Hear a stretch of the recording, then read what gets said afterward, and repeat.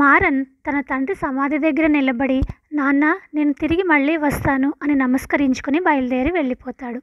మారన్ జీవితంలో ఏం జరిగింది? తండ్రి సమాధి దగ్గర ఎందుకు అలా నించుని దండం పెట్టుకున్నాడు? తెలుసుకోవాలంటే మనం ఈ స్టోరీలోకి వెళ్ళిపోవలసిందే. మారన్ వాళ్ళది చాలా బీద కుటుంబం. మారన్ వాళ్ళ నాన్న వీరయ్యతో కలిసి ఉండేవాడు. వాళ్ళకి గొర్రెలు ఉన్నాయి, అలాగే కొద్దిగా కోళ్ళు. ఇంటి ముందు కాస్తంత జాగా ఉంటే అక్కడ వాళ్ళు కూరగాయలు పండిస్తూ వాళ్ళ జీవితాన్ని సాగించేవారు. మారన్కి చంటి అంటే చాలా ఇష్టం. అది ఒక కుక్కపిల్ల.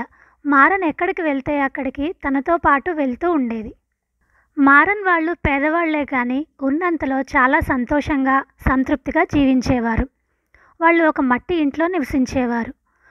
ప్రతిరోజు మారన్ పడుకునే ముందు తన తండ్రి, అలాగే తనకెంతో ఇష్టమైన చంటితో కలిసి భగవంతుడి ముందు మోకరిల్లి ఇలా ప్రార్థించేవారు. ఈరోజు నాకు చాలా ప్రశాంతంగా గడిపించినందుకు చాలా కృతజ్ఞతలు తండ్రి. అలానే మేము ఖాళీ కడుపుతో పడుకోకుండా మేము కడుపు నిండా భోజనం చేసినందుకు కూడా చాలా సంతోషం, చాలా కృతజ్ఞతలు చెప్పుకుని పడుకునేవారు. వీరయ్య తన కొడుకు మారన్తో ఇలా అనేవాడు, చూడు నాన్న, మనం చాలా పేదవాళ్ళం. పేదవాళ్ళ జీవితాలు అంత సుఖంగా, అనుకున్నంత సజావుగా, సంతోషంగా సాగవు. కావలసినవన్నీ కొనుక్కోవడం అనేది జరగని పని. ఉన్నదానిలో సంతోషం వెతుక్కుంటూ బ్రతకాలి. అలాగే కష్టపడి ఖచ్చితంగా పనిచేయాలి. దేవుడి పైన నమ్మకం ఎప్పుడూ కోల్పోకూడదు. మనకి మంచి జరుగుతుంది అనే నమ్మకం ఉంటే ఖచ్చితంగా మన జీవితంలో పైకి వస్తాము అని ఇలా తనకి వీలున్నప్పుడల్లా కొడుకుతో చెప్తూ ఉండేవాడు. రోజులు గడుస్తున్నాయి. వాళ్ళ జీవితం చాలా సాదాసీదాగా జరుగుతూ ఉండేది. తండ్రి వయసు రీత్యా అనారోగ్యం పాలవుతాడు. తన పనులు తను చేసుకోలేని పరిస్థితికి వచ్చేస్తాడు. అన్నం తినిపించడం దగ్గర నుండి అన్ని పనులు మారనే చేసేవాడు.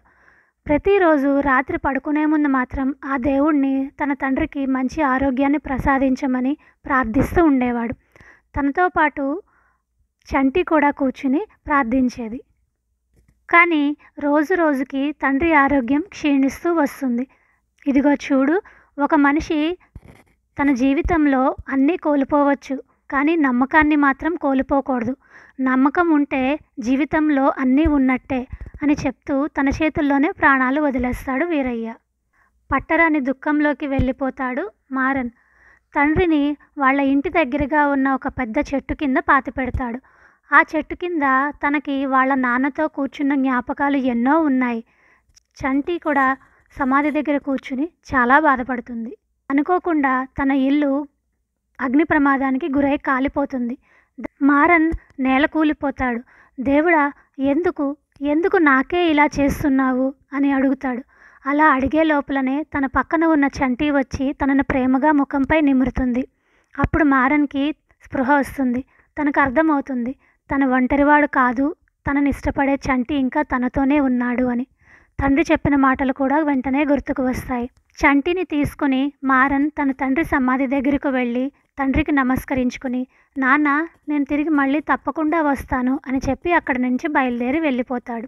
చాలా దూరం ప్రయాణించి అక్కడికి దగ్గరలో ఉన్న మరో ఊరికి చేరుకుంటాడు. రాత్రి అయిపోతుంది. అక్కడున్న వాళ్ళని తనకి సాయం చేయమని అడుగుతాడు. కానీ పేదవాడు కదా, తనకి ఎవ్వరూ ఏ సాయం చెయ్యరు. చేసేది ఏమీ లేక అలా నడుచుకుంటూ వెళ్తూ ఉండగా అక్కడ ఒక పాడుబడ్డ ఇల్లు కనిపిస్తుంది. తండ్రి, భగవంతుడా, ఈరోజు నన్ను ఇక్కడ పడుకోమని నిర్ణయించావా అని అనుకుని ఆ బంగ్లాలోకి వెళ్ళి ఆ రోజు రాత్రి అక్కడ నిద్రపోతాడు. తర్వాతి రోజు ఉదయాన్నే ఏదైనా పని దొరుకుతుందేమోనని ఊర్లోకి వెళ్తాడు మారన్. ఒక వ్యక్తి తన పొలంలో పని చేయడానికి మారన్కి పనిస్తాడు. అలానే తినడానికి తిండి కూడా పెడతాడు. ఆ రోజు పని అయిపోయిన తర్వాత తను మళ్ళీ ఆ పాడుపడ్డ బంగ్లాకి తిరిగి వెళ్తుండగా ఊర్లో జనాలందరూ ఆపుతారు. నువ్వు ఎందుకు ఆ పాడుపడ్డ బంగ్లాలో పడుకుంటున్నావు? అక్కడ దెయ్యం ఉంది, నిన్ను తినేస్తుంది, నువ్వు అక్కడ ఉండకు అని చెప్తారు అందరూని. కానీ మారన్ ఇలా అంటాడు, నాకు ఏ ఇబ్బంది లేదు, నాకు ఏ దెయ్యమూ కనిపించలేదు, నేను అక్కడే వెళ్ళి పడుకుంటాను అని చెప్పి తన పాడుబడ్డ బంగ్లాలో పడుకోవటానికి వెళ్తాడు. మధ్యరాత్రిలో తనకి పెద్ద పెద్ద శబ్దాలు వినిపిస్తాయి. అలాగే ఆ శబ్దాల నుండి ఒక మాట కూడా వస్తుంది. నువ్వు ఎవరు? ఇక్కడ ఎందుకు ఉన్నావు? నా నిధిని కాజేయడానికి వచ్చావా? మర్యాదగా ఇక్కడి నుంచి వెళ్ళిపో. అందరూ చెప్పినట్టుగా నేను నిన్ను చంపి తినేస్తాను అని వినిపిస్తుంది. మారన్ చాలా భయపడిపోతాడు. కానీ ధైర్యాన్నంతా కూడగట్టుకుని ఇలా సమాధానమిస్తాడు. మీరెవరో నాకు తెలీదు. మీ నిధితో నాకు ఏ సంబంధం లేదు. నేను ప్రశాంతంగా బతకాలి అనుకుంటున్నాను అంతే. నాకు చాలా నష్టం జరిగింది అని చెప్పి జరిగిందంతా చెప్తాడు. ఆ నీడలో నుంచి మారన్కి ఇట్లా వినిపిస్తుంది. ఇప్పటి వరకు నా నిధిని కాచేయడానికి అందరూ వచ్చారు. నువ్వు మాత్రమే ప్రశాంతంగా బతకాలి అనుకుంటున్నాను అని చెప్తున్నావు. అలాగే నీ తండ్రి చెప్పినట్టు నీ జీవితంపై నమ్మకాన్ని కోల్పోకుండా కష్టపడి బ్రతకాలి అని చెప్పి ఈ ఊరు వచ్చావు.